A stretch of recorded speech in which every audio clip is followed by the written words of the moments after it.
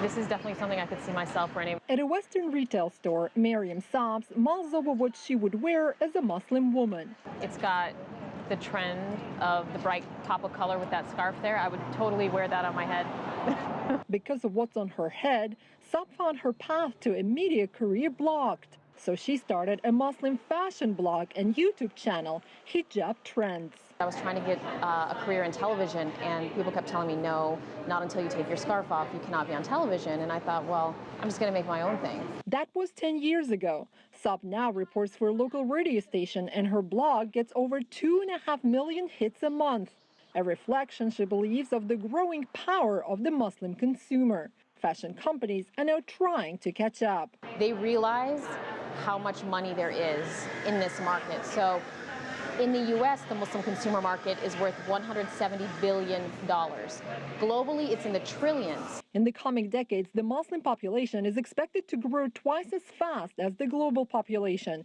By 2050, nearly 1 in 3 people on Earth will be Muslim.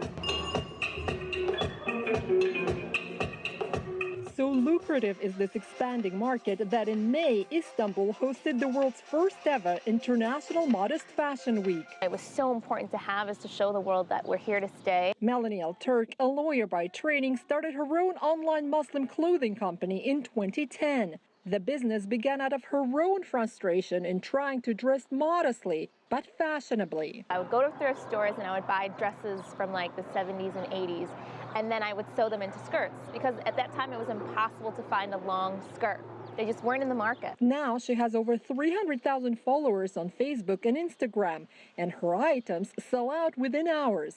But for Al-Turk, it's more than just a business. What really did it for me was knowing that I could have a real impact on our community and help girls who wear hijab to feel more comfortable in it and to feel self-confident and to feel beautiful in hijab, and not to see hijab as a barrier. Nadia Pardesi is one of Al-Turk's regular customers. So I picked this outfit because I love this color. She says shopping now is a lot easier. It was always assumed that Muslim women just dressed in very plain and ordinary clothing, and that's what modesty was.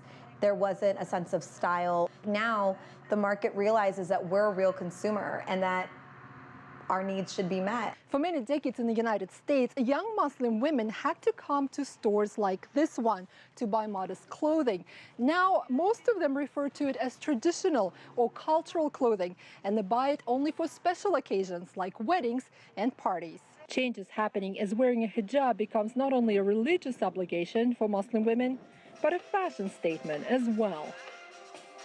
Rosa Kazan, CCTV, Chicago.